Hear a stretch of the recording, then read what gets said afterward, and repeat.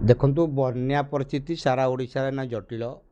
जो बन्या कथा को लेकिन आम बारंबार Puri irrigation office Pipili irrigation office Baranga irrigation office gherao करूँ बाली माफिया मानक ये डिपार्टमेंट पुल एवं प्रशासन सहयोग कर बाली चोरी करिबारे किंतु आम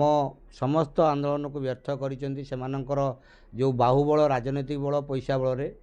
तेणु आज लोक मैंने जदि सचेतन हेबे जो जगार 100 फुट लेखे बंध काटिक दुई दुईटा बंध काटिक बालीघाट चलाऊले से ही बंध दुर्बल हम आज राति माने भयंकर बन्या हम बोली माने पाणीपाग डिपार्टमेंट माने सूचना मिलूँ जदि यही बन्यारे कौनसी प्रकार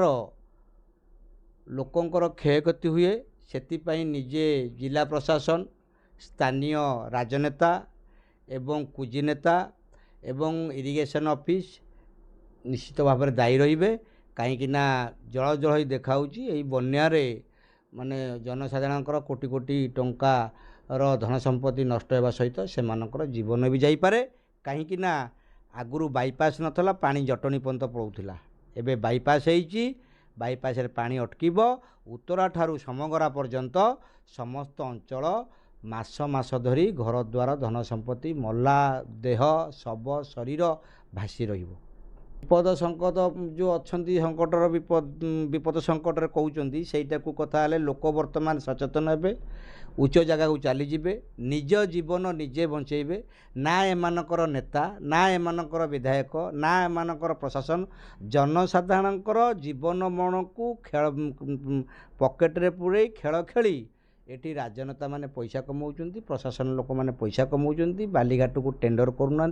बेआईन भाव बालीघाट चले निजर पकेट गरम करुँच तेणु से होती जनसाधारण शत्रु केवल भाया मीडिया फिडिया आपण मानक द्वारा कहे जे आमे केउटी किछि हेनी किछि करई देबुनु किंतु हेई गले कौन हम कौन हम यही मानकू ये जनसाधारण माने जेते बेले बन्या परिस्थिति उद्धार पाइबे तांकू गोड़े गोड़े पिटिबे एईटा संपूर्ण सत्य कथा तेणुक लोक मैंने विपद हटिया से कौन करेंगे उच्चा स्थान को जीवे सुरक्षित जगार रे गाई गोरु ठीक से रखिए कम से करेंगे आज निरीह जनसाधारण आजिका डेट्रे कहीं ना प्रशासन बास्पट करने मारुची एटी माने बड़ंगा ठारू माने पारिचौर भितर बा मधुपुर भितर बारमान भितर 7-8 जगह 100 फुट लेके बंध कटाई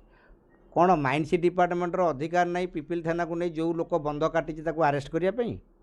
से घाट को नीलाम करने वो माने सीधा सड़क राजकोष को पैसा न जाकि बंका बाटर पकेट को जीवाई से बाट कर तार से जो फल कष्टा जनसाधारण पाइबे।